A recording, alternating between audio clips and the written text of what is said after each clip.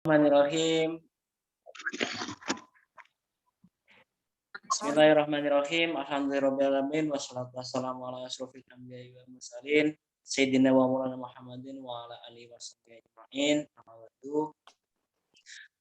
Alhamdulillah kiram yang saya hormati kepada Ketua Komisariat Unusia Jakarta, sahabat Zainur Rahman dan jajarannya.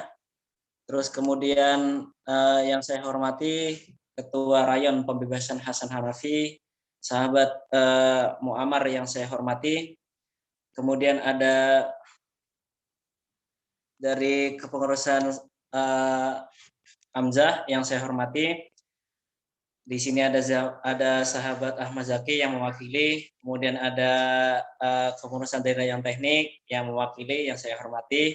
Dan tak lupa kepada semua kawan-kawan dari sahabat-sahabat dari Rayon Pembebasan Hasan Hanafi yang saya banggakan. Pertama kalinya doa alhamdulillahirabbil alamin, di mana kita pada malam hari ini masih dapat bermuajaah dalam forum diskusi RTL PKD dengan tema politik dan ekonomi di Indonesia yang akan dibawakan oleh sahabat Ramadan. Kita dapat berkumpul di forum ini dengan keadaan sehat walafiat walaupun dalam forum online. Kedua kalinya sholawat serta salam semoga tetap tercurahkan kepada baginda Nabi Muhammad SAW, yang mana beliaulah satu-satunya Nabi yang hingga hari ini dapat menyelamatkan umat-umatnya dari zaman gelap gulita Zaidiyah menuju zaman terang benderang, yaitu Adinul Islamiyah. Tanpa memperlama pembukaan yang akan saya buka ini, saya persilahkan kepada sahabat Ramadan Abdullah untuk menerangkan tentang materinya, yaitu politik dan ekonomi di Indonesia. Tempat serta waktu saya persilahkan. Dipersilahkan untuk sahabat Ramadan untuk membuka kameranya dan memaparkan materinya. Siap, terima kasih banyak moderator, sahabat Alvan. Assalamualaikum warahmatullahi wabarakatuh. Waalaikumsalam warahmatullahi wabarakatuh. Alhamdulillah. Alhamdulillahirabbil alamin. Apa namanya? Bentar.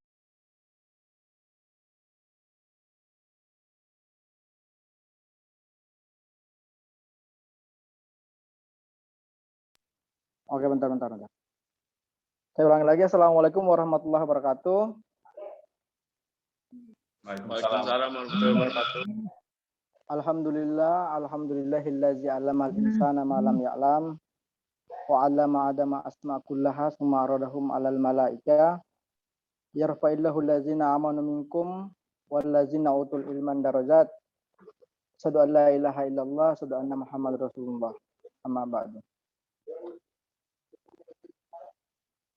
Puji syukur kita panjatkan kehadirat Allah Subhanahu wa taala yang telah memberikan kita beribu-ribu nikmat berupa nikmat kesehatan, sehingga pada kesempatan malam kali ini kita semua bisa dapat berkumpul kembali walaupun dengan cara daring lah, virtual, dalam keadaan sehat walafiat semua. Mudah-mudahan saja kita semua yang ada di dalam forum diskusi virtual ini diberikan oleh Allah Subhanahu wa taala kesehatan sehingga kita dapat beraktivitas dalam setiap hari. Dan tak lupa pula kita panjatkan puji syukur kita kehadirat Allah Subhanahu wa taala lagi yang telah memberikan kita nikmat yang tak pernah putus hingga saat ini, yaitu nikmat yang mana nikmat itu berupa nikmat nafas. Andaikan saja bahwa teman-teman atau seluruh makhluk hidup dalam 5 menit apabila tidak memiliki nafas, maka makhluk itu tidak akan hidup. Mungkin nikmat nafas ini adalah nikmat yang tidak disadari oleh kita semua, tapi ini sangat diperlukan oleh seluruh umat atau seluruh makhluk yang hidup. Untuk dari itu tidak lepas dari nikmat yang telah Allah berikan, kita sebagai manusia, khususnya hamba Allah Subhanahu wa taala yang telah memberikan nikmat sebanyak mungkin, sebagai hambanya kita harus beriman dan bertakwa kepada Allah Subhanahu wa taala. Yang kedua, salawat serta salam teriringnya kita kirimkan salawat sebanyak-banyak mungkin kepada sang revolusioner Islam kita, yaitu Nabi besar Muhammad Sallallahu Alaihi Wasallam, yang mana telah membawa umatnya dari zaman yang tidak mengenal antara hak dan batil menuju zaman Islamiyah, dari zaman kegelapan hingga zaman terang benderang, dari zaman yang tidak mengenal kamera istilahnya ya, hingga zaman yang mengenal kamera, dari zaman naik onta hingga zaman naik oto Toyota. Insya Allah pada kesempatan kali ini saya sebagai narasumber dari pengurus rayon pembebasan Hasan Hanafi akan mempresentasikan rencana tindak lanjut pelatihan kader dasar Pergerakan Mahasiswa Islam Indonesia Komisariat Universitas Nahdlatul Ulama Cabang Jakarta Pusat. Sebelum saya mempresentasikan, mohon maaf sebelumnya, yang saya hormati Ketua Komisariat Universitas Nahdlatul Ulama, sahabat Zainur Rahman, yang sudah meluangkan waktunya untuk hadir pada kesempatan malam hari ini. Terima kasih banyak, Ketua. Yang saya hormati Ketua Rayon Pembebasan Hasan Hanafi, sahabat Ken Amar, dan saya hormati kepada sahabat-sahabat sekalian yang tidak bisa saya sebutkan satu persatu namanya, namun tidak mengurangi rasa hormat saya kepada sahabat semua. Baiklah,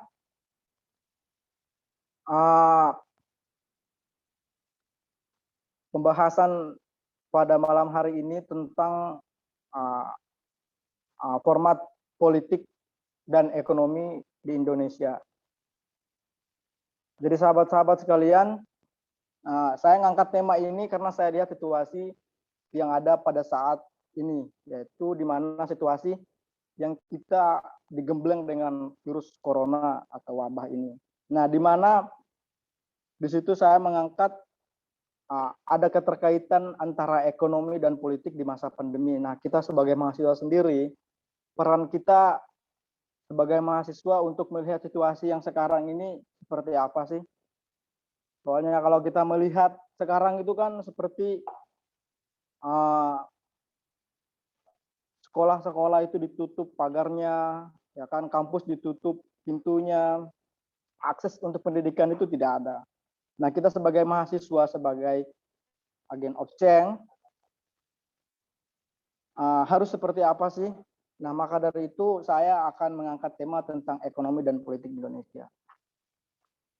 Sahabat-sahabat sekalian, berbicara tentang politik yang ada di Indonesia, ya kan, itu semestinya kita perlu melihat dari masa ke masa setelah Indonesia merdeka, ya kan.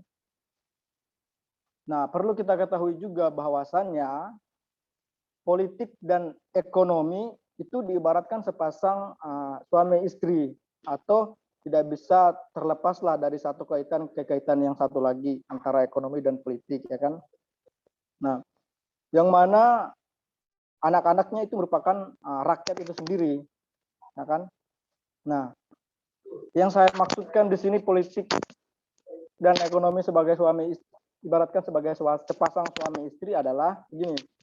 Politik itu dalam sistem pemerintahan posisi yang dipegang oleh pemerintah. Nah, kalau dalam sistem rumah tangga itu politik itu dipegang atau diperan oleh seorang bapak atau kepala rumah tangga atau seorang suami lah. Yang mana fungsinya itu untuk mengatur segala hal yang menciptakan kesejahteraan keluarga itu atau menciptakan kesejahteraan rakyat, ya kan? Sedangkan ekonomi yang dipegang oleh istri, ya kan? Yang mana ekonomi itu kita ketahui bahwa dia bisa menghitung pemasukan atau pengeluaran yang dimiliki, ya kan, dalam sebuah negara itu. Apakah pemasukan atau pengeluaran itu bentuknya berkecukupan, ya kan, kurang, atau sulit, atau mudah, dan lain sebagainya, ya kan? Nah, biasanya sistem ekonomi itu biasanya kalau dalam sebuah rumah tangga itu biasanya diperankan oleh seorang istri, ya, seperti itu. Kalau di dalam sistem pemerintahan mungkin itu bagian-bagian yang bisa mengatur atau mengelola makro-makro perhitungan pemasukan atau pengeluaran negara lah, kayak Menteri Keuangan atau lain sebagainya, mungkin seperti itulah. Nah, tentu kita ketahui juga bersama sahabat-sahabat sekalian bahwasannya ekonomi dan politik itu merupakan dua disiplin ilmu yang berbeda, tetapi kemudian dikolaborasikan dan muncullah istilah-istilah baru yang biasa disebut dengan ekonomi politik. Nah, ekonomi politik ini pada hakikatnya adalah melihat hubungan timbal balik, ya kan, antara kepentingan ekonomi dengan kepentingan politik. Nah, tetapi dengan melihat munculnya timbal balik ekonomi politik dan kepentingan ekonomi dan politik ini, akan selalu ada muncul, ya kan, motif-motif yang mengiringi perjalanan di balik keduanya itu, ya kan. Tidak jaranglah kita pernah mungkin mendengar besarnya pengaruh politik dalam ekonomi itu seperti apa sih, ya kan. Saya ambil contoh lah, kayak kemarin itu kan di masa pandemi itu yang mempengaruhi banget dalam ekonomi politik itu kayak misalkan saat-saat pemilu, ya, saat-saat pemilu di masa pandemi misalkan, itu bisa menaikkan ekonomi politik. Nah, itu kan kita bisa melihat lah orang-orang elit itu memutar duit. Ya, contoh kecilnya sederhananya seperti bikin baliho atau segala macam lah, spanduk-spanduk, tempelan-tempelan kayak gitu. Nah, itu juga merupakan salah satu contoh ekonomi politik di masa pandemi yang tidak tidak disadari oleh masyarakat bahwa itu salah satu hal yang bermanfaat untuk membantu sisi-sisi ekonomi di masa pandemi itu. Ya, karena ada yang mengatakan bahwa ekonomi politik itu baik dalam segi apa aja, maupun segi institusi ataupun segi-segi kebijakan pemerintah atau lain sebagainya. Jadi banyak sebenarnya sahabat-sahabat sekalian. Sistem ekonomi dan politik di Indonesia itu sudah diakui lah sama Undang-Undang Dasar atau biasa disebut dengan normatif legal, ya kan. Yang mana di dalam Undang-Undang Dasar itu kan Klausul Ekonomi 1945 UUD itu mengutamakan keadilan dan kesejahteraan sosial, bukan mengutamakan kesejahteraan sosial orang per orang, tapi di situ kesejahteraan sosial untuk seluruhnya, untuk rakyat, tidak mengenal. Tetapi Indonesia zaman sekarang yang kita ketahui ya kesejahteraan sosial bagi orang per orang, orang-orang yang menguasai sistem ini atau oligarki lah biasanya disebut bahasa gaulnya kan. Nah, tetapi apa yang saya merasa resah gitu kan dalam sistem ekonomi yang sangat banyak di Indonesia ini berupa kekayaan alam yang seharusnya itu kekayaan alam itu di undang-undang itu diatur, kekayaan alam itu dimiliki oleh negara. Tetapi sekarang itu kekayaan alam itu banyak yang dimiliki oleh per individu atau orang per orang. Ya, dengan tidak langsung ya saya bisa mengatakan bahwa sistem pemerintahan reformasi itu masih menggunakan sistem atau masih mempraktekkan sistem Orde Baru yang mana menggunakan sistem kapitalisme. Nah, pembahasan selanjutnya adalah sahabat-sahabat sekalian. Di sini saya akan menjelaskan tentang sistem-sistem perekonomian yang ada di Indonesia.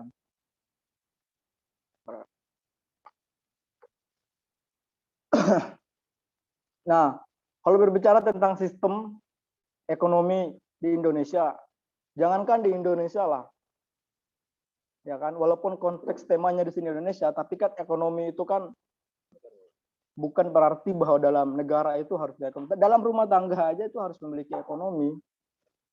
Nah, sistem ekonomi yang saya maksud di sini adalah setiap negara itu menganut sistem ekonomi yang berbeda-beda, terutama Indonesia dengan Amerika Serikat. Saya ambil 2 contoh negara tersebut ya. Nah, kedua negara ini tuh menganut sistem ekonomi yang berbeda-beda, yang mana pada awalnya, ya kan, Indonesia itu menganut sistem ekonomi liberal,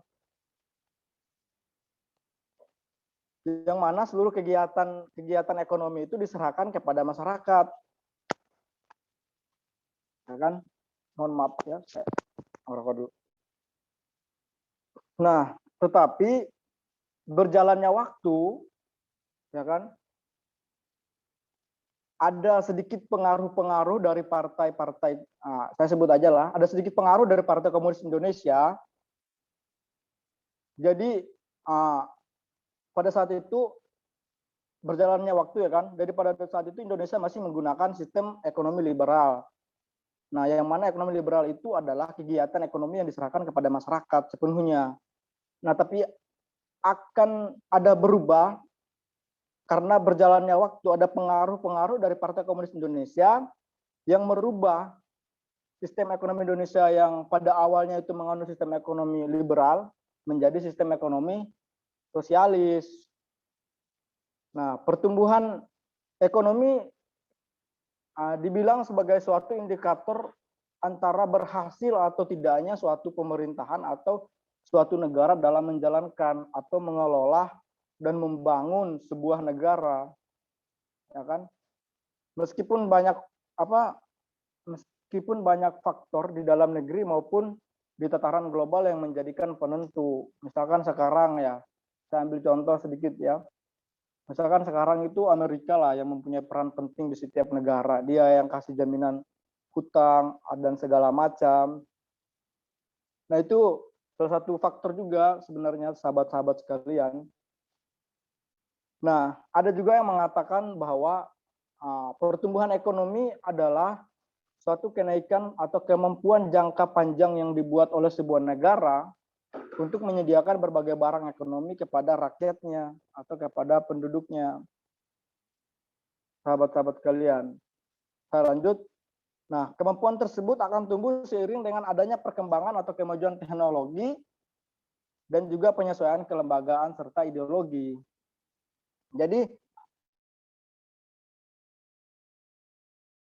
berjalannya waktu atau berjalannya perkembangan dan kemajuan teknologi. Nah, pertumbuhan ekonomi itu dicapai yaitu peningkatan persediaan barang yang stabil, terus yang kedua yaitu kemajuan teknologi, terus yang ketiga yaitu tentang kemajuan teknologi itu gimana sih manusia itu menggunakan teknologi itu secara efisien dan efektif, ya kan.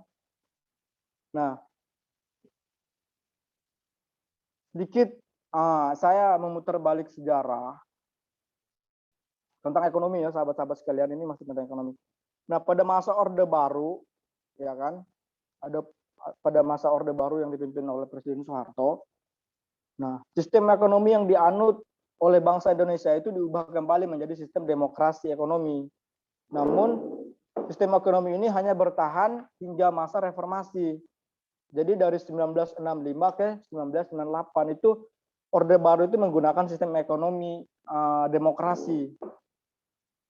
Nah, pemerintah melaksanakan sistem ekonomi yang berlandaskan kepada kerakyatan, ya kan, atau biasa disebut dengan sistem ekonomi kerakyatan. Nah, sistem inilah yang berlaku di Indonesia di era reformasi.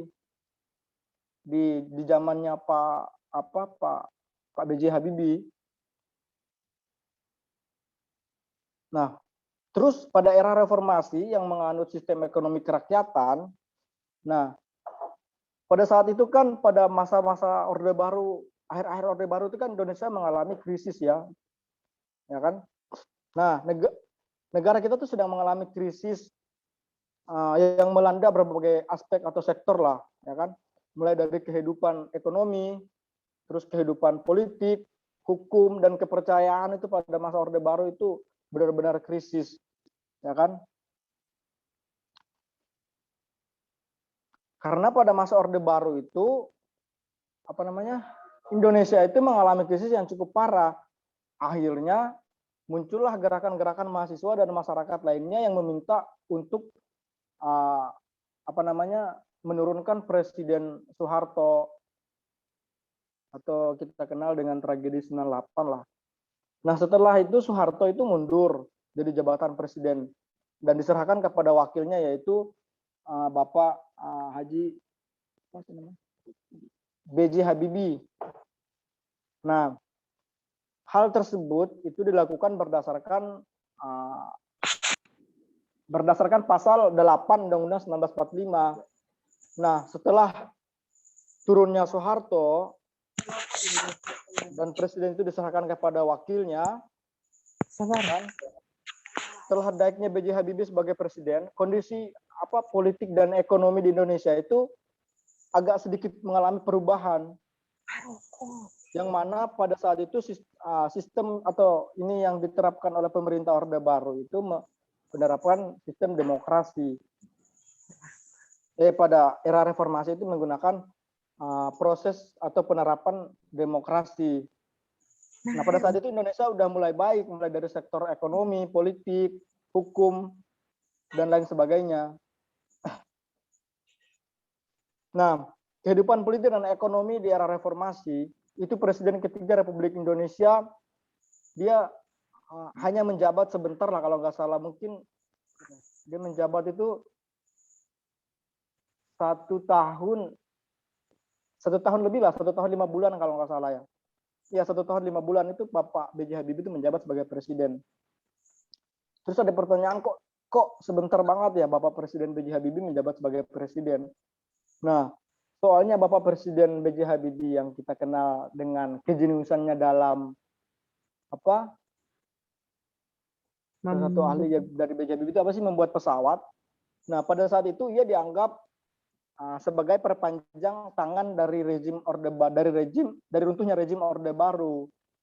Nah, jadi rakyat itu pada saat B.J. Habibie menjabat sebagai presiden, rakyat itu menuntut kepada B.J. Habibie untuk segera melakukan pemilihan umum secara ulang. Nah, meskipun sebentar kepemimpinan yang Pak Habibie pimpin, tapi dia mampu merealisasikan atau merubah krisis ekonomi atau politik dan lain sebagainya di masa Orde Baru itu, ya kan? Dia berhasil gitu loh menyelamatkan krisis yang sifatnya moneter, dan pemerintahan kabinet reformasi itu kebanyakannya pada era B.J. Habibie itu kebanyakannya ke arah pembangunan, ya kan? Yang mana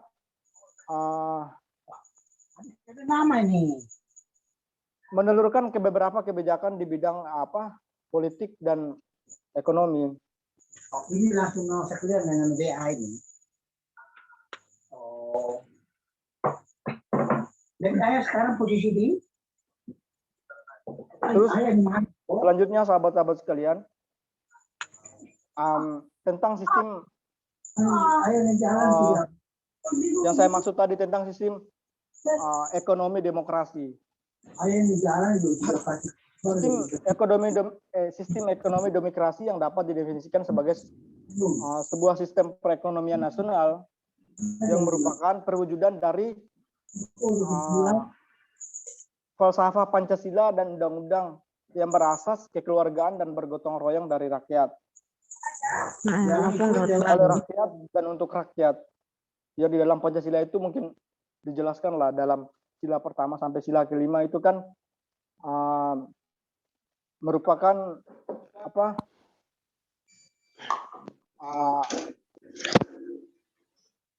secara kekeluargaan atau bergotong royong. Nah, di bawah pimpinan pengawasan pemerintah Indonesia pada sistem demokrasi ekonomi, pemerintah dan seluruh rakyat baik golongan ekonomi yang lemah maupun penguasa aktif dalam usaha yang mencapai kemakmuran bangsa. Nah, selain itu negara itu berperan sebagai perencanaan membimbing yang mana mengarahkan kegiatan ekonomi itu sebaik mungkin untuk mensejahterakan rakyat pada saat krisis-krisis ekonomi pada runtuhnya rezim Orde Baru itu. Nah, ciri-ciri positif yang ada pada sistem ekonomi demokrasi itu sendiri itu banyak sebenarnya sahabat-sahabat sekalian. Kalau yang saya ketahui itu ciri-ciri positif sistem ekonomi demokrasi itu ada 7 ciri-ciri. Yaitu pertama tentang cabang-cabang produksi yang penting bagi negara dan menguasai hajat hidup banyak orang. Terus yang kedua, bumi dan kekayaan alam yang terkandung di dalamnya itu dikuasai dan dipergunakan untuk sebesar-besarnya bagi kemakmuran rakyat. Terus yang ketiga, perekonomian disusun sebagai usaha bersama besar berdasarkan asas kekeluargaan. Terus yang keempat, warga negara memiliki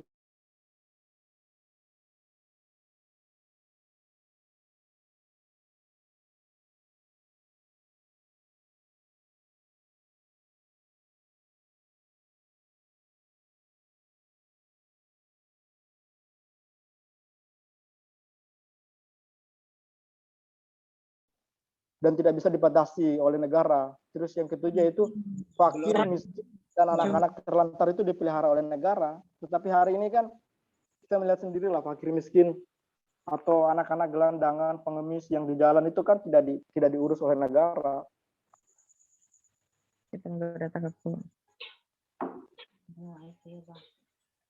Nah, rokok berpahala. Terus Pulang tadi ya. selanjutnya itu saya akan membahas tentang sistem politik yang ada di Indonesia. Sistem politik di Indonesia berdasarkan pada ketentuan-ketentuan dalam Undang-Undang Dasar 1945. Sistem politik Indonesia itu mengalami banyak perubahan setelah adanya amandemen terhadap UUD 1945. Yang kita ketahui amandemen UUD itu udah 4 kali ya kalau nggak salah. Amandemen terakhir atas UUD 1945 dilakukan pada tahun 2002. Nah, perbandingan sistem politik Indonesia belum amandemen dan sesudah amandemen itu, sesudah amandemen Undang-Undang 1945 itu banyak kan diatur dalam sistem politik Indonesia itu antara sebelum amandemen dan sesudah amandemen UUD 1945. Nah, kalau berbicara tentang sistem politik Indonesia sebelum amandemen UUD 1945, itu Indonesia adalah negara kesatuan yang berbentuk republik, ya kan? Hal itu bahwa kedaulatan itu berada di tangan rakyat dan sepenuhnya itu dijalankan oleh Majelis Permusyawaratan Rakyat. Nah, Indonesia itu menganut sistem pemerintahan presidensial yang artinya presiden itu berkedudukan sebagai kepala negara dan kepala pemerintahan tertinggi, ya kan? UUD 1945 adalah konstitusi negara, ya kan, yang mengatur kedudukan dan tanggung jawab penyelenggaraan negara, kewenangan negara, tugas negara, dan hubungan antara lembaga-lembaga negara. UUD 1945 juga mengatur hak dan kewajiban warga negara. Jadi Konstitusi Negara Republik Indonesia itu kan berlandaskan pada Undang-Undang 1945 ya, hukum yang tertinggi ya. Nah, itu memiliki tanggung jawab yang banyak mulai dari mengurus negara, antar negara maupun dalam negara dan lain sebagainya, sampai yang paling titik terpenting yaitu mengatur hak dan kewajiban warga negaranya. Jadi semacam tadi itu loh, fakir miskin, anak jalanan itu seharusnya kan itu kan tanggung jawab negara, tetapi sekarang kita melihat sekarang itu malahan mereka itu ya kayak nggak diurusin lah oleh negara. Padahal itu diatur dalam undang-undang.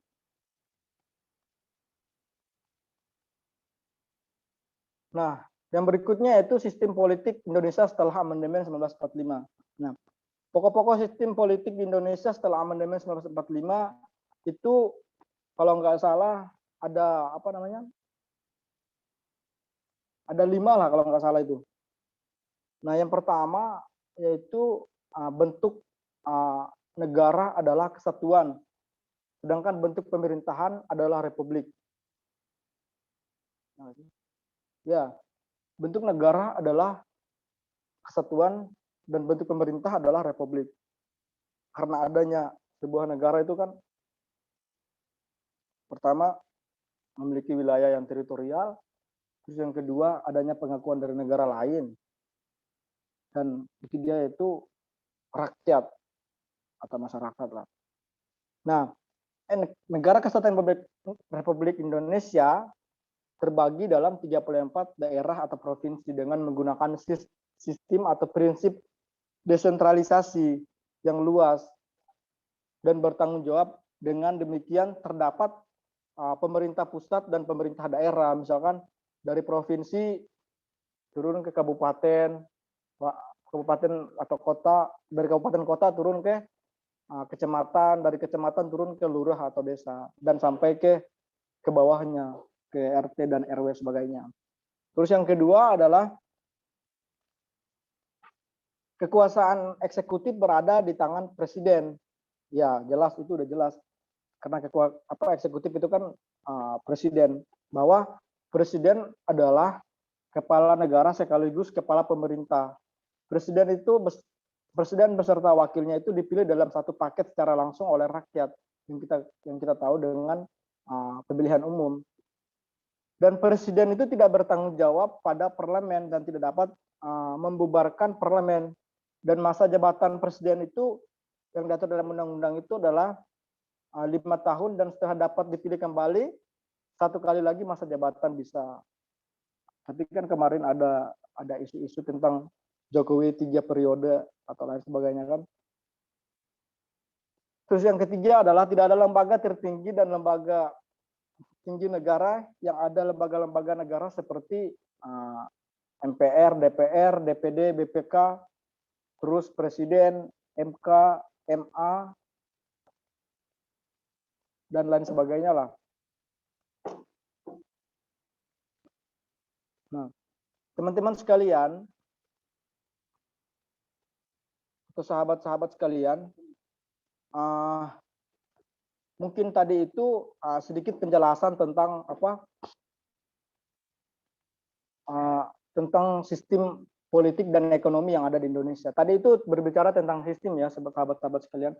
Dan tentang ada sedikit saya tadi menggali tentang sejarah ekonomi pada masa Orde Baru.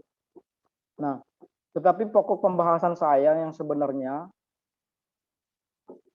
yang saya ambil contoh dalam dalam masa yang sekarang ini, dari masa pandemi itu, saya mengambil sebuah kasus yang mana pada saat itu tidak bisa mengharuskan ya kan pemerintah itu melakukan hal seperti itu di saat-saat krisis ekonomi, di saat-saat pandemi di saat-saat pandemi atau wabah itu menghajar beberapa multisektor.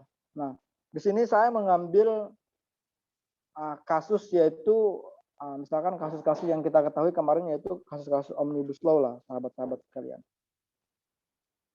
Nah, kasus yang kemarin yang Omnibus Law itu kan pada masa COVID ya kan, pada masa COVID. Apa sih Omnibus Law itu? Ya kan? Kalau orang yang tidak tahu kan apa sih omnibus law itu, ikut-ikut rame aja omnibus law itu gini gini gini ya kan. Pemerintah ini tidak adil dan lain sebagainya ya kan. Tetapi coba kita berbicara tentang terminologi lah, omnibus law itu apa sebenarnya sih ya kan. Nah teman-teman, sahabat-sahabat sekalian, omnibus law itu adalah omnibus law itu dari bahasa Latin ya kalau nggak salah ya, yang berarti untuk semuanya ya kan. Tapi dalam konteks hukum itu disebutkan omnibus law adalah hukum yang bisa mencakup untuk semua atau satu undang-undang yang mengatur banyak hal ya kan. Atau dengan kata lain, omnibus law itu artinya adalah metode atau cara atau konsep begitulah untuk apa sih? Untuk membuat regulasi ya, untuk membuat regulasi yang menggabungkan beberapa aturan yang substansinya itu berbeda-beda, substansi pengaturannya itu berbeda-beda, menggabungkan satu aturan dengan aturan yang lain. Jadi substansi pengaturannya itu berbeda-beda menjadi satu peraturan dalam satu payung hukum atau satu pohon hukum lah. Nah, saya kasus omnibus law kemarin saya ngambil contoh ya, saya ngambil kasus omnibus law kemarin. Poin yang saya dapat dalam omnibus law ini kan secara tidak langsung ini kan berbicara tentang ekonomi politik, ya kan? Kayak tadi saya contohin misalkan pemilu yang seharusnya itu masa zaman sekarang itu kan udah serba digital, kuliah aja online kok, daring kok, ya kan? Fasilitas kampus saya nggak pakai, tapi tiap semester saya bayar kampus, fasilitasnya saya nggak pakai. Tetapi kenapa pada saat itu pemilihan umum, kenapa harus secara offline, kenapa nggak cara online aja gitu loh? Kan katanya udah zamannya udah berubah jadi zaman digital 5.0. Kok pemilihan umumnya secara online, secara offline sih? Itu di masa pandemi. Nah, sedangkan kita melihat pada masa pandemi itu kan banyak sekali kebijakan-kebijakan yang dikeluarkan oleh pemerintah, ya kan? Sedikit saya menggambarkan tentang sistem sistem ekonomi politik tentang omnibus law yang ada di Indonesia pada masa pandemi lah, pada masa krisis ekonomi. Dan krisis apapun pada masa pandemi itu kan kita tidak mengenal krisis apapun, dia menghajar semua sektor, mulai ekonomi, pendidikan, lain politik dan lain sebagainya. Nah, di sini sahabat-sahabat sekalian saya sedikit menggambarkan sistem ekonomi politik pada kasus omnibus law.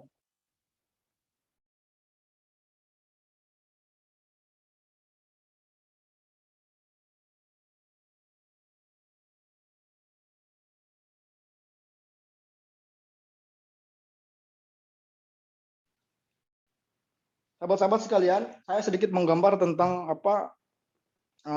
yang kemarin tentang kasus yang saya ngambil tentang omnibus law itu, sahabat-sahabat sekalian.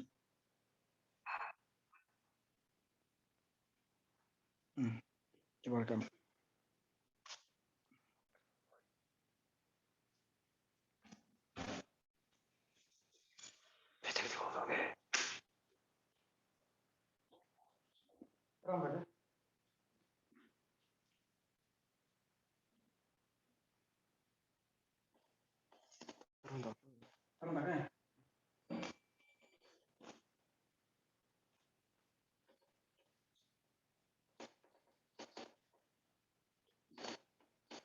Mengerikan.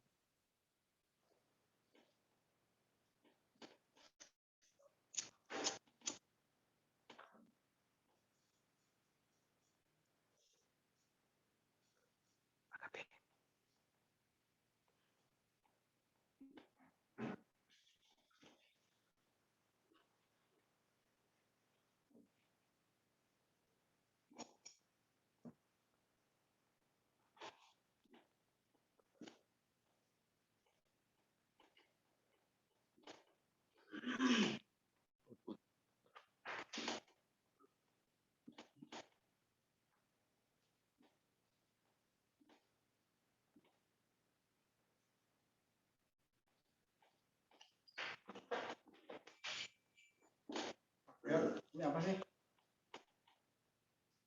Legislatif ya.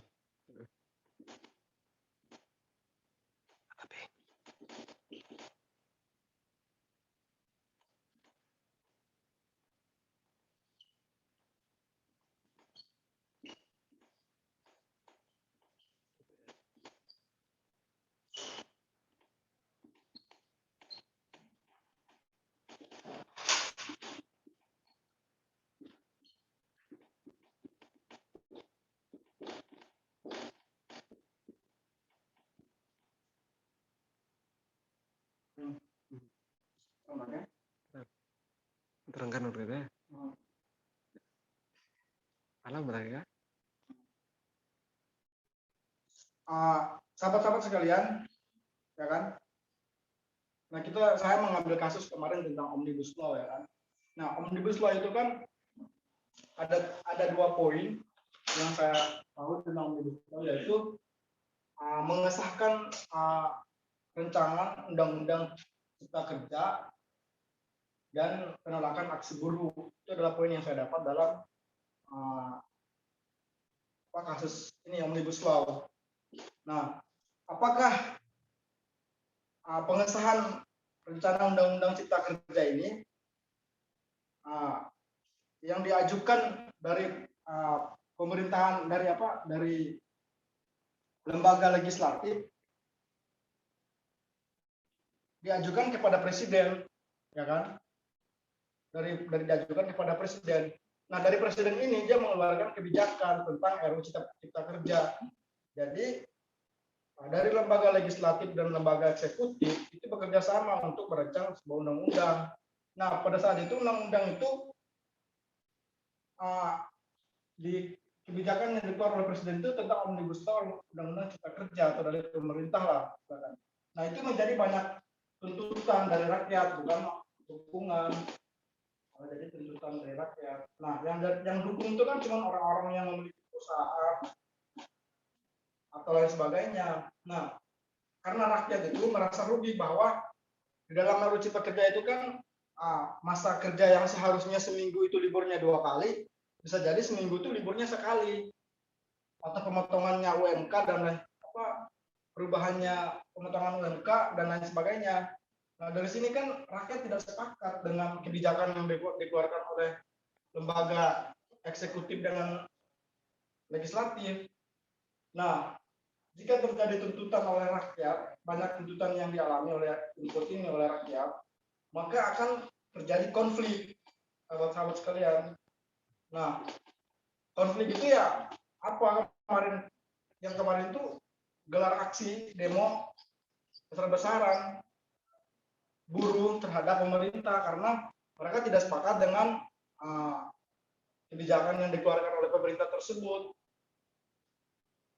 Itu adalah sedikit gambaran atau sedikit contoh tentang kasus-kasus yang kemarin lah. Itu di masa pandemi.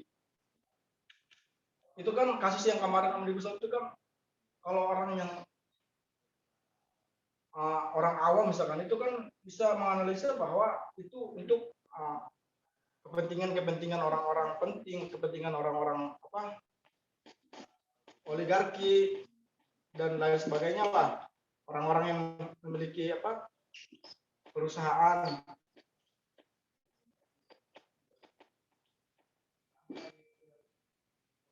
Itu adalah sedikit saya menggambarkan tentang sistem ekonomi politik yang saya ambil kasus yaitu Omnibus Law.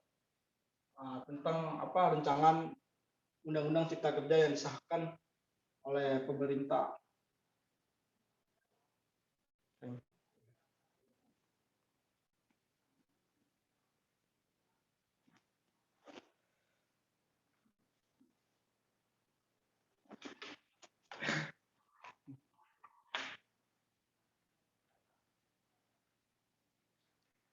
Sahabat-sahabat sekalian, mungkin itu yang bisa saya sampaikan gambarannya. Mungkin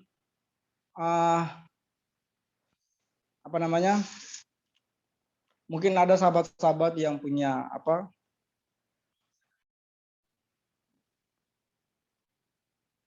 sahabat-sahabat punya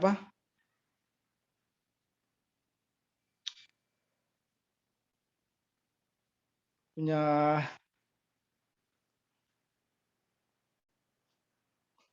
kita kan memiliki beberapa pengetahuan dan pemikiran yang berbeda-beda ya.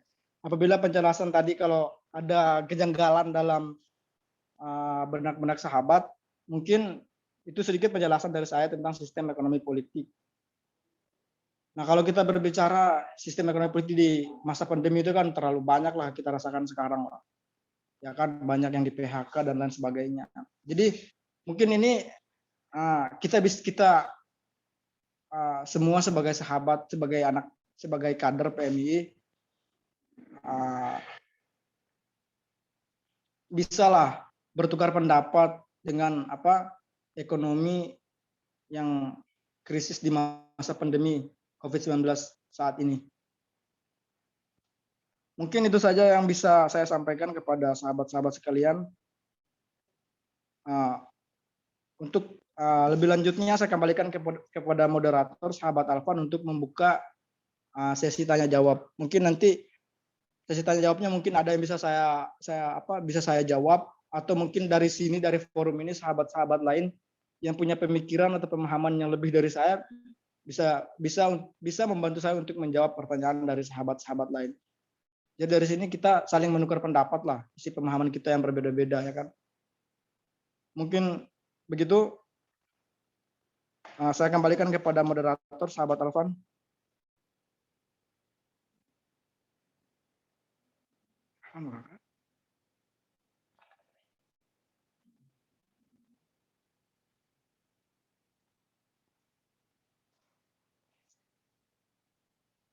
Oh, mungkin Alvannya lagi live kayaknya. Oke, sahabat-sahabat, saya akan membuka sesi tanya jawab ketika menurut sahabat-sahabat kurang mengerti di mana, bisa sahabat-sahabat tanyakan lagi.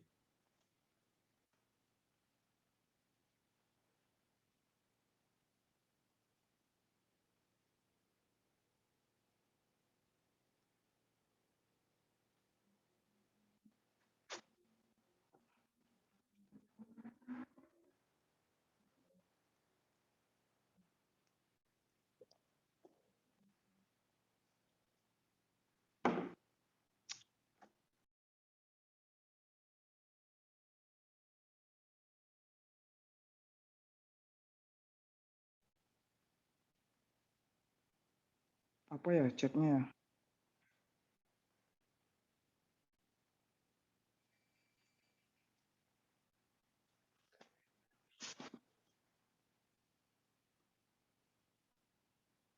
Sahabat Nages, siapa tahu bertanya. Guys.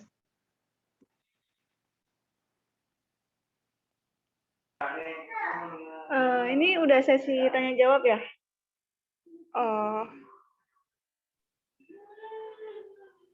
Ya, sudah buka sesi tanya jawabnya. Jadi kan tadi kayaknya, sorry tadi nggak ngikutin dari awal sih. Nggak ngikutin dari awal, tapi tadi tuh kayaknya Ramdan tuh bilang kayak gini, anak jalanan, pemerintah itu belum bertanggung jawab sepenuhnya terhadap anak jalanan gitu lah ya. Iya, siap. Nah, jadi menurut Ramdan sendiri, kita nggak bergantung pada pemerintah gitu loh. Maksudnya tindakan kritis apa yang dapat kita lakukan sebagai kader mujahid lah, sebagai mahasiswa, tindakan kritis apa yang dapat kita lakukan untuk ya tersebut anak jalanan. Jadi kita tidak sepenuhnya menggantungkan pada pemerintah gitu.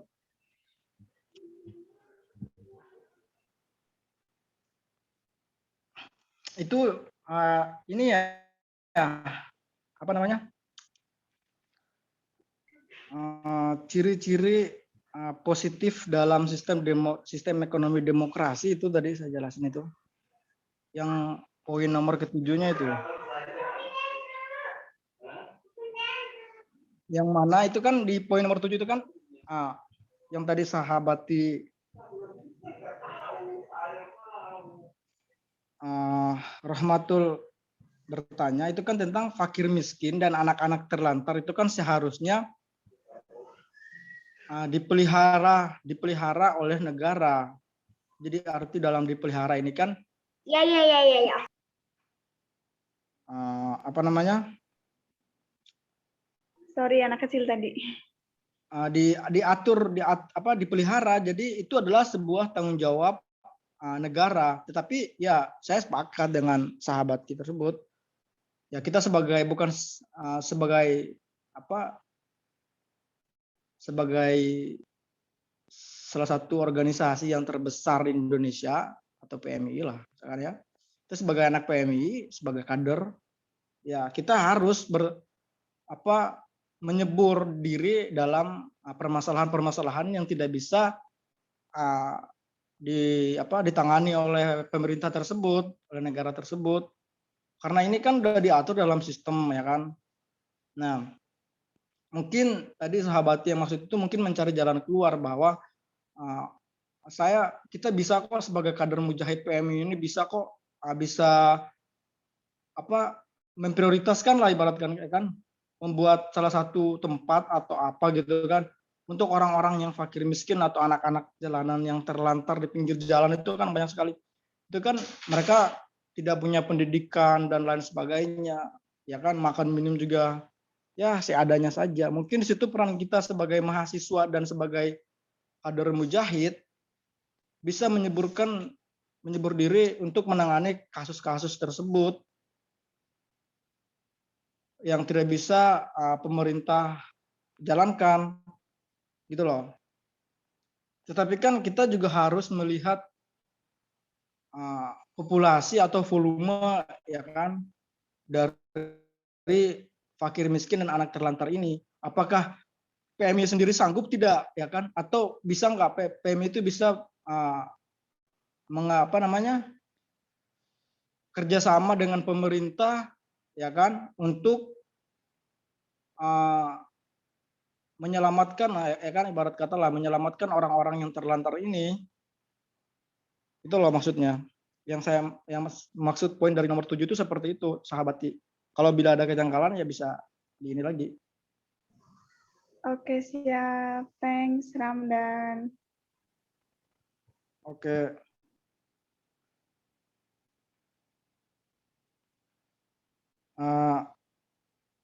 Dari yang lain, sahabati sekalian, sahabat Alvan, sahabat Jaki, atau sahabat ketua komisariat, dan sahabat ketua rayon, apabila ada yang ingin ditanyakan.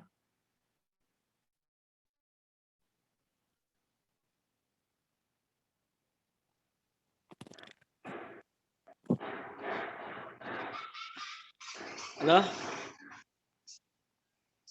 Halo, Bang. Itu ada yang bertanya di kolom komentar. Siap. Izin bertanya, silakan. Oke. Assalamualaikum warahmatullahi wabarakatuh.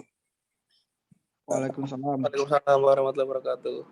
Yang menjadi gini nih, seperti kita tahu bersama, krisis ekonomi merupakan fenomena yang reguler dihadapi oleh semua pemerintahan di sebuah negara, karena mengingat globalisasi ekonomi telah membuat perekonomian sebuah negara berkaitan satu dengan lainnya secara bilateral maupun multilateral. Namun di beberapa negara krisis ekonomi tersebut berubah menjadi krisis sosial dan politik. Contohnya, dalam pandemi COVID-19 ini yang terjadi pertama kali di Wuhan pada tahun Desember 2020, awalnya merupakan krisis di sebuah negara, namun berkembang menjadi krisis global di bidang kesehatan dan juga berubah menjadi krisis ekonomi dan sosial politik global. Bahkan dalam sebuah artikel itu berjudul The Impact of Social Structure on Economic Outcomes, dijelaskan bahwa penetrasi antar tindakan ekonomi dan ekonomi serta kegiatan non-ekonomi akan mempengaruhi biaya dan penyediaan teknik atau metode untuk kegiatan ekonomi.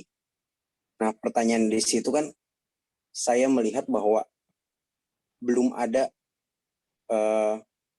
langkah yang cukup serius dari pemerintah sekarang dalam menangani pandemi COVID, karena dana yang dikelontorkan untuk COVID ini sudah besar, namun kondisi sosial, politik maupun ekonomi Indonesia tuh hanya sebatas perbaikan jangka pendek begitu. Jadi perlunya apa sih struktur, aktor serta kebijakan dalam menangani pandemi COVID ini yang efektif gitu. Terima kasih. Oke, sahabat. Gus Yosa, jadi begini sahabat. Saya paham dengan pertanyaan sahabat. Kalau bahasa kasarnya ya ibarat kata bahwa pemerintah itu tidak becus ya kan dalam mengurus kasus di pandemi, mengurus kasus ekonomi, kasus pandemi COVID di Indonesia ya kan. Pemerintah itu tidak becus lah, ibarat katanya seperti itu bahasa kasarnya ya kan. Nah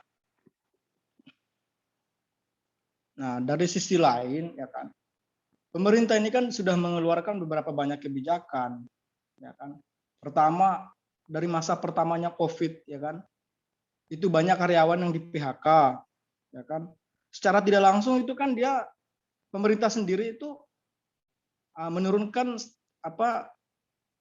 ekonomi karena banyak karyawan yang di PHK. Terus berlanjutnya lagi pada masa ekonomi juga ya kan, pada krisis ekonomi, pemerintah mengeluarkan kebijakan baru lagi yaitu PSBB, dan sampai yang kita ketahui sekarang yaitu PPKM yang berbagai macam level dan tingkatan. Ya secara tidak langsung ya saya gimana ya, kalau sebagai warga negara Indonesia ya saya anggap bahwa pemerintah itu tidak becus dalam menangani hal tersebut, karena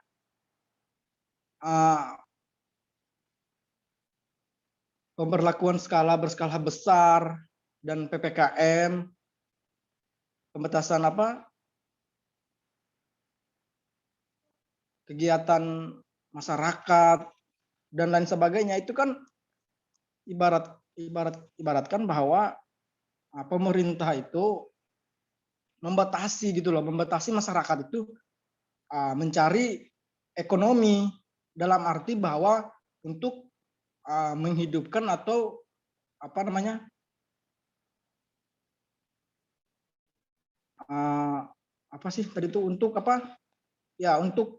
untuk menghidupkan dalam kehidupan sehari-hari lah, untuk mencari nafkah lah, ibarat katanya seperti itu.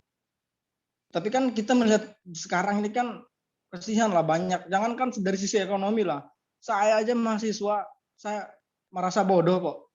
Karena apa? Karena ya soal pendidikan yang dihalang-halangi dengan pandemi segala macam, katanya serba online dan lain sebagainya. Yang tadi bisa saya katakan bahwa fasilitas kampus tidak dipakai, tetapi pembayaran tetap, SPP tidak ada pengurangan dan lain sebagainya. Seharusnya kan pemerintah kan ikut andil dalam hal tersebut. Itu dalam sisi pendidikan. Nah, dalam sisi ekonomi juga sama. Pemerintah itu melakukan PPKM tapi tidak bisa tidak bisa ngasih makanan gitu loh ke rakyatnya itu loh. Bahasa kasarnya ya PPKM, tapi ibarat kata bahwa satu keluarga itu kasihlah misalkan bantuan sosial, misalkan berupa pangan dan lain sebagainya, atau berupa duit ya kan berapa, misalkan satu keluarga itu 10 juta per bulan dan lain sebagainya. Itu kan tidak ada sampai sekarang. Pemerintah itu tidak ada memiliki tujuan, tapi mereka mengeluarkan kebijakan yang seolah-olah bahwa membatasi masyarakat itu mencari ekonomi. Begitu sahabat, mungkin pendapat saya ya seperti itu.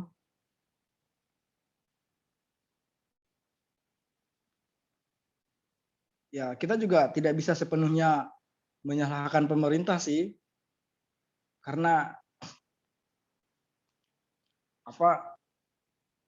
COVID ini kan bukan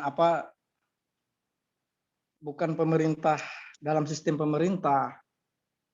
Jadi pemerintah itu tidak bisa secepatnya gitulah. Tetapi bagaimana pemerintah itu bisa mampu untuk mensejahterakan rakyatnya dengan darurat, masa-masa darurat atau masa-masa krisis ekonomi di masa pandemi COVID ini. Tetapi kan ya pada masa-masa awalnya aja ya kita ketahui bahwa sering dibagi-bagi bantuan-bantuan sosial dan lain sebagainya. Tapi kan sekarang nggak ada. Kita makan aja susah ya kan, nggak kerja.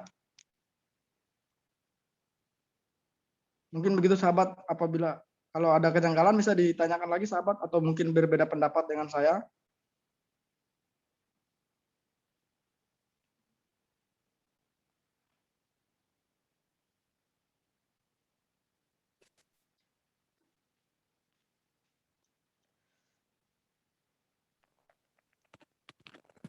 Sahabat narasumber, Siap.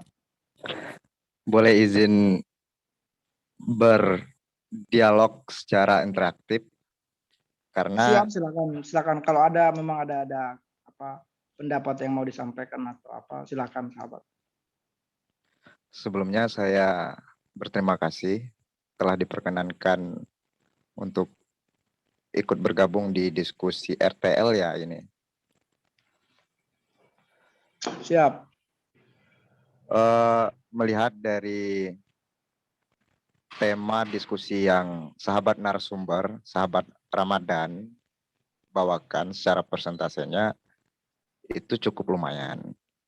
Nah, soal ekonomi dan politik atau politik ekonomi, ini kan seperti satu kesatuan yang tidak bisa dipisahkan. Saya tadi kan mendengar bahasa istilahnya Pak Ramadan ini, ekonomi dan politik ini bagaikan suami istri yang harus seiring seirama, seia sekata, selangkah, dan intinya serasi dan harmoni. Tapi pada realitanya di hari ini antara kebijakan politik banyak yang tidak balance atau tidak sinkron dengan realita perekonomian di lapangan. Pada hari ini kita tidak bisa memungkiri efek dari bencana non-alam yang melanda dunia hari ini, yang juga berefek kepada negara kita, Republik Indonesia. Ada beberapa titik yang menjadi kritikan yang harus kita perdalam soal ekonomi politik dan politik ekonomi ini, lebih kepada pengkonkretan teman-teman sahabat-sahabat PMI ini bisa merekomendasi apa. Teman-teman PMI ini buah lahir dari diskusi ini maksudnya. Karena pengalaman saya waktu beberapa tahun yang lalu ketika selesai RTL, pembicaraan diskusi yang didiskusikan bersama sahabat-sahabat ini, baik itu diskusi yang mempunyai fokus untuk penyelesaian RTL-nya, ini harus dijadikan sebuah bentuk nyata. Tanfizu zikri fil harokah, implementasi pemikiran dalam gerakan harus nyata. Jangan habis diskusi, sahabat-sahabat narasumber, ini buat sebuah skema yang melahirkan sebuah rekomendasi berkelanjutan. Karena menarik pembahasan ini, tataran elit sekalipun belum bisa menyelesaikan dan membedah ini secara rinci, sahabat. Nah, ini kan sebuah keberanian yang sungguh luar biasa saya rasa, sahabat Ramadan selaku narasumber bisa mengangkat hal ini dengan rangkuman yang sudah berani membuat siklus ekosistem ekonomi dan politik dari, bisa diarahkan kameranya ke papan tulis ya sahabat? Iya, bagaimana sahabat?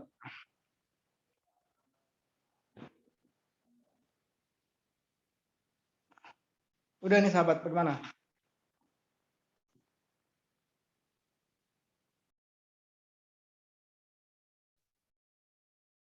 Nah, di situ kan sistem bisa lebih dekat sahabat. Nah, sahabat-sahabat rayon pembebasan dan sahabat-sahabat komisariat Unusia, ini kan sebuah siklus yang luar biasa saya rasa, yang sudah berani diciptakan oleh sahabat kita Ramadan, sistem ekonomi politik. Dia mengambil sampel Omnibus Law. Saya rasa ini luar biasa. Omnibus Law ini kan ada sebuah regulasi yang dikumpulkan secara keseluruhan yang disingkat dengan omnibus. Di situ ada input, proses, dan geser Pak apa itu dan output.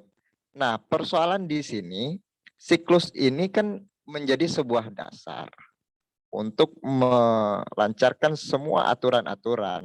Nah, di omnibus ini item-item yang ada di dalam omnibus inilah yang menjadi sebuah regulasi dalam perekonomian yang aturan ini disebut dengan kebijakan politik yang mengandung masalah perekonomian. Inilah yang saya rasa antara politik dan ekonomi itu tidak bisa dipisahkan satu sama lain. Nah, persoalan tadi sahabat-sahabat saya menyimak ya, ada yang bertanya soal apa namanya, kaum jalanan segala macam. Ini kan ada keterlibatan pemerintah untuk mensejahterakan atau memberdayakan masyarakat yang sosialnya di bawah, bisa dikatakan sosial kalangan bawah. Nah, persoalannya hari ini teman-teman PMI ini bisa memberikan kritik dan juga memberikan solusi. Maksud saya tidak menambah dari substansi diskusi. Saya hanya mengingatkan kepada sahabat-sahabat, jadikanlah sebuah diskusi ini dan biasakan untuk membuat suatu rencana yang dibentuk konkret dalam suatu kegiatan. Nah, persoalan ekonomi dan politik ini tidak akan putus sampai kapanpun, karena hari ini kita menyadari bahwasanya efek dari COVID-19 yang sudah beberapa tahun kita rasakan, kebijakan-kebijakan yang dikeluarkan oleh pemerintah ini sudah tepat atau tidak. Saya sangat sepakat yang disampaikan oleh narasumber tadi bahwasanya pemerintah belum mampu untuk menyelesaikan dan membawa kita ke zona stabil atau normal, baik itu di ekonominya. Karena tanpa kita pungkiri dan tanpa kita sadari, dari sektor ekonomi, kalau bisa dianalisis sama-sama teman-teman, ekonomi dan kondisi hari ini bisa lebih parah daripada kondisi yang mungkin sahabat-sahabat bisa dapat sumbernya, yaitu krisis 98, bahwasanya krisis ini dibarengi dengan krisis kesehatan, bukan hanya krisis ekonomi, sahabat-sahabat. Nah, inilah saya rasa sahabat narasumber untuk lebih mengkonkretkan RTL ini bagus. Saya apresiasi sahabat Ramadan bisa menjelaskan dan memantik diskusi ini luar biasa. Nah, saya berharap sahabat-sahabat kita pernah ngopi ya sekali ya sahabat Ramadan ya. Siap. Nah, jadi saya minta kepada sahabat-sahabat yang sedang berproses untuk bagaimana sebuah wacana yang sahabat-sahabat diskusikan ini dijadikan sebuah resume yang menjadi tindak lanjut sahabat-sahabat ke dunia nyata, bukan hanya sebatas teori dan sebatas kajian-kajian saja. Karena pemerintah hari ini bisa dikatakan gagal dalam membuat kebijakan-kebijakan yang bisa mengeluarkan kita dari keterhimpitan perekonomian. Nah, sahabat-sahabat PMI ini kan salah satu salah satu harapan bangsa untuk memberikan sebuah kritik yang mentransformatifkan keterbelengguan kita hari ini. Mungkin saya kira itu, karena saya ada urusan, saya juga tadi sebenarnya mau izin sama sahabat Ramadan. Terima kasih atas undangan Zoom-nya, dan salam untuk sahabat-sahabat Unusia. Semangat terus berproses. Nah, kalau udah selesai, mohon sahabat Ramadan resumenya atau kapan-kapan jadwalkan ngopi bareng lah ya. Sahabat Ramadan, tolong kalau bicara itu mood-nya dibuka dulu. Oh iya, maaf. Terima kasih sahabat Dayat, terima kasih. Oke, saya izin live ya. Siap. Terima kasih sahabat atas Ya. tanggapan dan sanggahannya yang membuat saya apresiasi kembali kepada sahabat Dayat.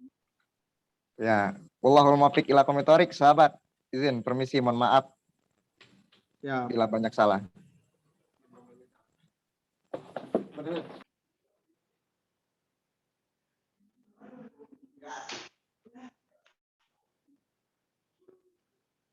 Silakan sahabat yang lain.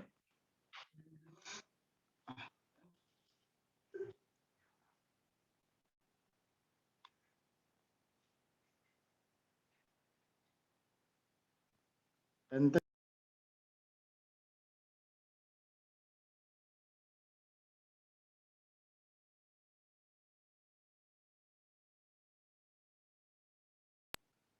Silakan sahabat-sahabat yang lain apabila ingin bertanya, silakan bertanya.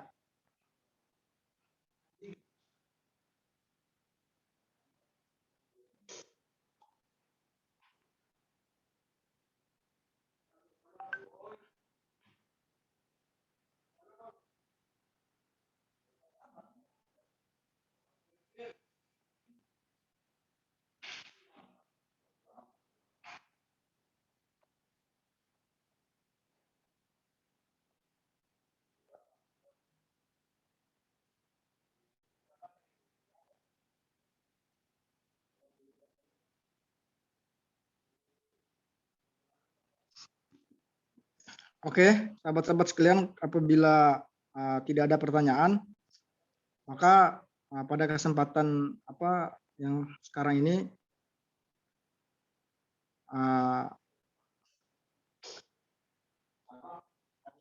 mungkin moderatornya juga udah mungkin tadi izin ya, mungkin ada. Oh siap Tum.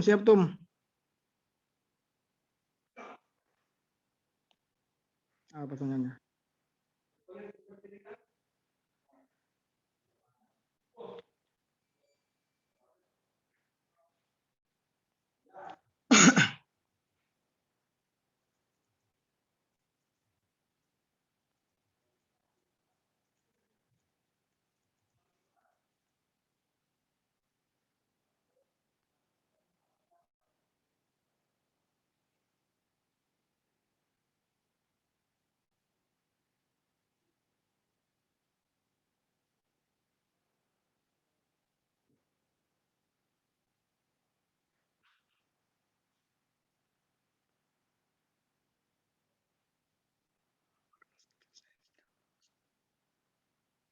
Saya ingin sedikit menambahkan sekaligus bertanya terkait diskusi kita pada malam ini.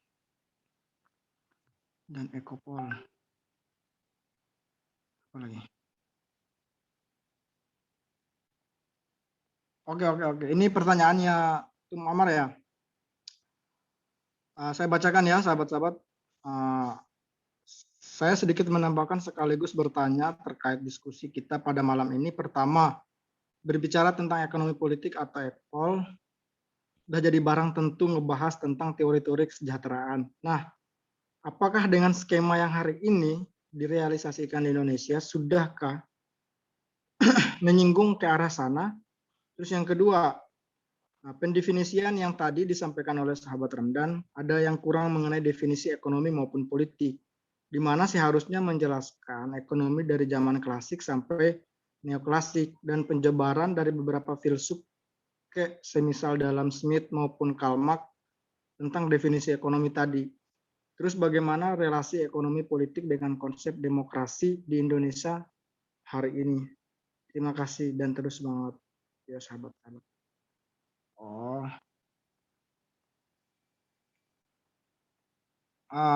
Baik, terima kasih pertanyaannya Tum Amar. Jadi kalau berbicara tentang sistem berbicara kan tadi tentang sistem ya, tadi saya sampaikan tentang pembicaraan sistem, tapi tadi juga saya sudah menyampaikan bahwa apabila teman-teman atau sahabat-sahabat ingin bertanya tentang sejarah atau perjalanan historis ekonomi politik di Indonesia ini seperti apa, bisa saya jelaskan. Mungkin tadi saya langsung menyinggung kepada pembahasan ekonomi dan politik, tetapi di sini sahabat Ken Amar bertanya tentang mendefinisikan dari sejarah ekonomi dari klasik sampai ke neoklasik. Baik, terima kasih sahabat Ken Amar. Jadi kalau menurut pemahaman saya, itu sejarah ekonomi pertama. Ini pendapat saya, sejarah ekonomi pada saat itu masuk di Indonesia itu melalui akses-akses laut atau perdagangan, ya kan, karena Indonesia itu terbentuk atas lokasi yang geografis yang terletak di antara persilangan samudra dan benua. Nah, dengan lokasi yang strategis dan geografis ini, ya kan, Indonesia itu banyak menghasilkan sumber daya alam yang melimpah berupa hasil tani atau hasil bumi, serta memiliki penduduk yang tinggal di penjuru kepulauan yang membentang luas dari timur ke barat. Nah, kalau berbicara tentang ekonomi, di sejarahnya itu kita bisa melihat ke belakang lah pada awal abad ke-17 itu salah satu perusahaan multinasional yang namanya Foch, ya kan? Ya, perusahaan yang pertama sekali dalam dunia, yang mana perusahaan itu telah mendirikan perusahaan itu, ya, mendirikan basis operasional di kepulauan Indonesia, ya kan? Untuk apa mendirikan basis tersebut? Ya, untuk memonopoli perdagangan hasil alam yang dimiliki oleh negara Indonesia, ya, misalnya rempah-rempah, ya kan? Karena pada saat itu kan Indonesia itu disebut dengan negara Hindia Belanda kan, pada tahun 1800-an lah kalau nggak salah itu, ya kan? Itu kan Indonesia yang dulu itu kan merupakan salah satu negara terbesar yang pada saat itu menerima manfaat finansial berupa finansial dari perusahaan multinasional ini, Foch ini, yang melalui perdagangan komoditi Nusantara, baik dari sektor pasar-pasar nasional maupun pasar-pasar internasional, ya kan? Ya, dengan menjual hasil-hasil tani seperti kopi, teh, karet, minyak sawit, hasil buminya seperti minyak, batu bara, timah, tembaga, dan lain sebagainya. Itu menurut pendapat saya, itu mungkin sejarah pertama ekonomi ada di Indonesia. Karena berbicara tentang ekonomi Indonesia itu kan sebelum Indonesia merdeka, berarti Indonesia itu belum disebutkan sebagai negara kesatuan Republik Indonesia, tetapi pada saat itu disebut dengan negara Hindia Belanda. Nah, terus pada lanjutannya itu pada Perang Dunia Kedua, ya kan, yang mana yang dulunya negara Hindia Belanda itu dirubah menjadi Republik Indonesia, ya kan. Nah, terus pada awal abad ke-21 Indonesia itu berkembang menjadi kekuatan ekonomi terbesar di Asia Tenggara dan sekaligus sebagai kekuatan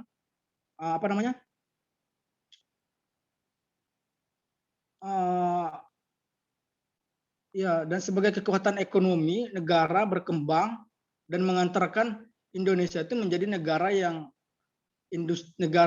yang memiliki industri baru. Tetapi apakah pada saat itu aja, ya kan, sejarah politik ekonomi itu tentang perdagangan yang hasil yang dimiliki oleh negara Indonesia dari hasil tani dan hasil buminya yang dikelola oleh perusahaan multinasional Foch ini. Tetapi seiring berkembangnya atau berjalannya waktu, datanglah para pedagang-pedagang lain yang dari negara-negara tetangga atau dari daratan benua Asia lah, ya kan, seperti misalkan negara Arab, negara Cina. Ya, karena apa? Karena mereka melihat bahwa lokasi Nusantara atau bumi atau negara Indonesia itu lokasinya sangat strategis. Nah, dari lokasinya strategis itu, rute perdagangan India dan Cina itu melewati negara Indonesia itu. Jadi pada saat itu negara daratan-daratan benua Asia lainnya seperti Arab dan Cina itu ya masuk juga ke Indonesia. Ya contohnya sekarang lah Cina sampai berkembang di Indonesia. Ya seperti itu. Kalau menurut pendapat saya tentang sejarah ekonomi ya masuk di Indonesia. Jadi ada keterkaitan lah antara sejarah ekonomi pada masa sebelum Indonesia merdeka dan banyaknya kerajaan-kerajaan yang ada di negara Indonesia, misalkan kerajaan Sriwijaya yang dia berkembang pada abad-abad ke-7 yang menjadi kerajaan yang berbasis perdagangan. Ya itu kan secara tidak langsung ya itu adalah sebuah sejarah perekonomian.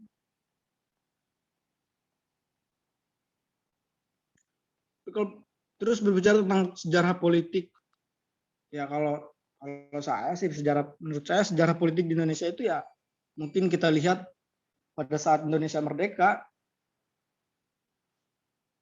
karena pada saat sebelum Indonesia merdeka itu kan Indonesia tidak terbentuk sebagai negara kesatuan Republik Indonesia.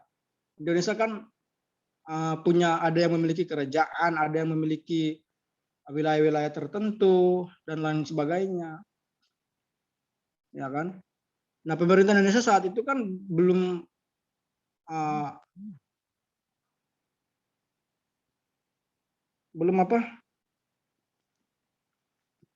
mengatur sistem pemerintahan ini dengan secara sempurna. Jadi mungkin dari situlah timbulnya sejarah politik di Indonesia mungkin pada saat Indonesia merdeka. Karena kita lihat di ini ya para founding fathers atau para pendiri Indonesia founding father atau para pendiri-pendiri Indonesia itu kan mereka masih terus berusaha untuk mencari sistem pemerintahan yang tepat untuk Indonesia. Nah, dalam catatan sejarah politik itu kan Indonesia disebutkan Soekarno dan Bung Hatta yang mana dilantik sebagai presiden pertama sekali di Indonesia sehari sebelum kemerdekaan Indonesia, yaitu tanggal 18 Agustus 1945. Saat itu kan sistem pemerintah yang diterapkan untuk Indonesia itu kan sistem presidensial. Akan sistem pemerintah presidensial tersebut itu kan terpusat atau dia hanya tersentral pada satu sisi aja. Jadi semua kebijakan itu diatur oleh presiden dan wakil presiden yang menjabat pada saat itu, yaitu Bung Karno dan Bung Hatta. Karena mungkin pada saat itu seluruh rakyat Indonesia sesudah merdeka, mereka sepenuhnya mempercayakan bahwa Indonesia ini dipimpin oleh Soekarno dan Bung Hatta. Mungkin begitulah maksudnya. Nah, itu yang saya ketahui tentang sejarah politik pertama sekali di Indonesia itu mungkin awal mulanya dari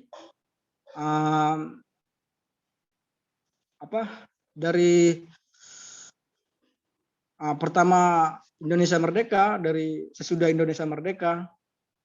Baru disitulah baru kita lihat, karena pada saat itu kan Indonesia baru mempunyai sistem pemerintahan yang disebut dengan pemerintahan presidensial.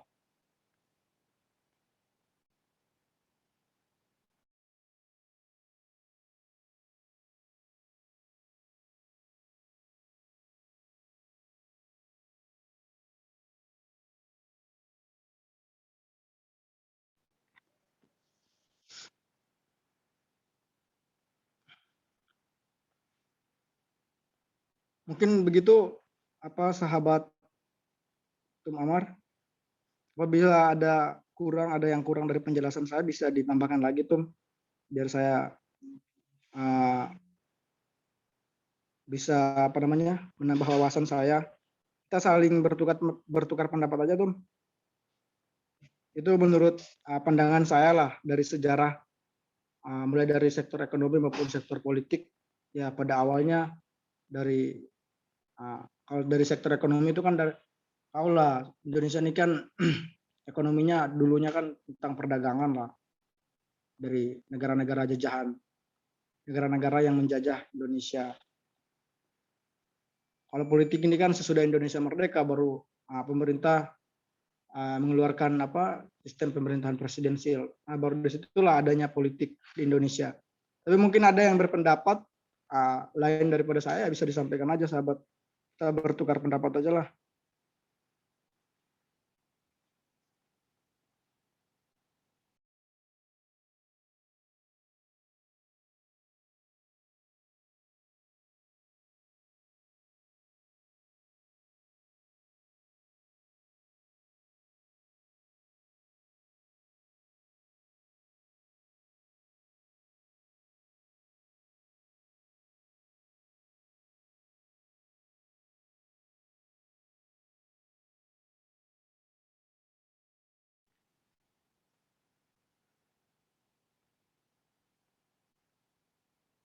Siap, Tum.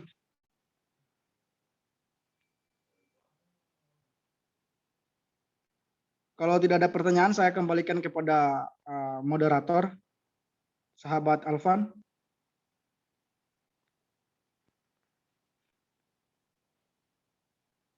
Van.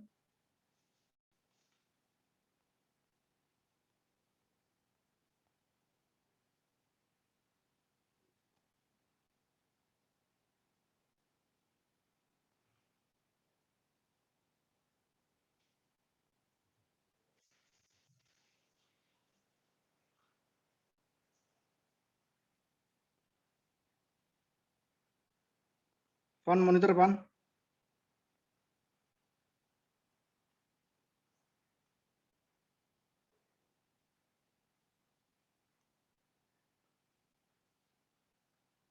Siapa kemana ya?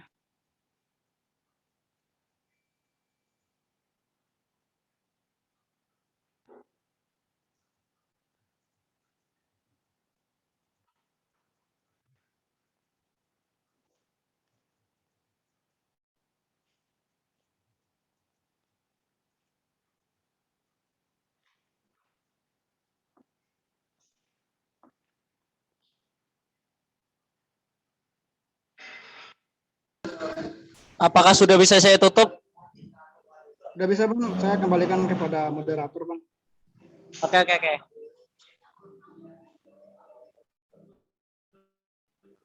Ini sebelumnya mohon maaf ya, mungkin kalau suaranya agak sedikit bisik karena saya lagi di luar. Siap. Selebihnya saya tidak ingin menambahkan ataupun kemudian mengomentari apa yang dijelaskan oleh sahabat Ramadan. Tapi kemudian saya hanya ingin memintakan maaf jika mungkin dari awal sampai akhir dari saya ataupun dari pemateri terdapat kesalahan yang kemudian itu tidak dapat diterima oleh para peserta. Saya memohon maaf yang sebesar-besarnya. Wallahu muwaffiq ila aqwamit thoriq. Wassalamualaikum warahmatullahi wabarakatuh. Waalaikumsalam warahmatullahi wabarakatuh. Ya, dimaafin, Pan.